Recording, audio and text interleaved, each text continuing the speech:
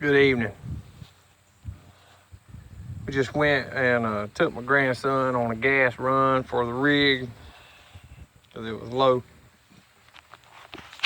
And as you can see on the bed, some gas coming out of this area right here. See that? That's a wire nut. Somebody shoved in there. I believe that's some kind of fuel breather. I don't know.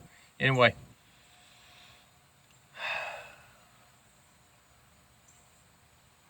I don't know what to say. Gotta fix that shit. I put 3 gallons of gas in here. I think I've lost. Gas always looks worse. That's probably 1 tablespoon, maybe 4. But gotta go through that and work on it. I'm planning on taking the hoods off of this old girl and doing filters, oil change, get a new cap for the gas thing. Do a scuff and shoot with some paint. Any fuel line, any rubber hoses, belts, whatever the hell it may need. Just go through it. Air filter, oil filter, all that bull stuff.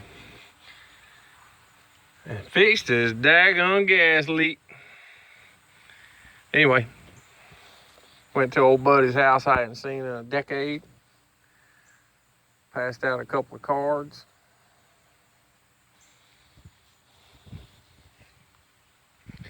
If any of you guys know what that is off the top of your head and how to fix it, put it in the comments block. If you like our videos so far, pass them along, like, subscribe. We have 5 subscribers now. We need 100,000. I'm going to combine this rant video with a quick fix video.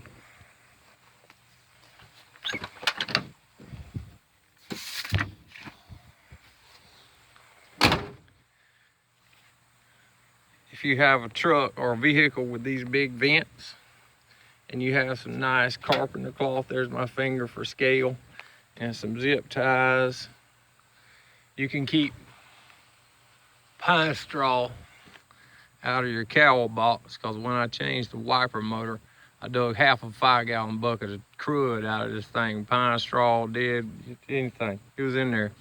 So if you don't really have a bunch of friends that say, "Oh, what, you got chicken wire on your truck?" You can zip tie, use some freaking screen over that and keep the damn pine straw out of there, and tell your friends, well, you can ask your friends, what in the hell does theirs look like?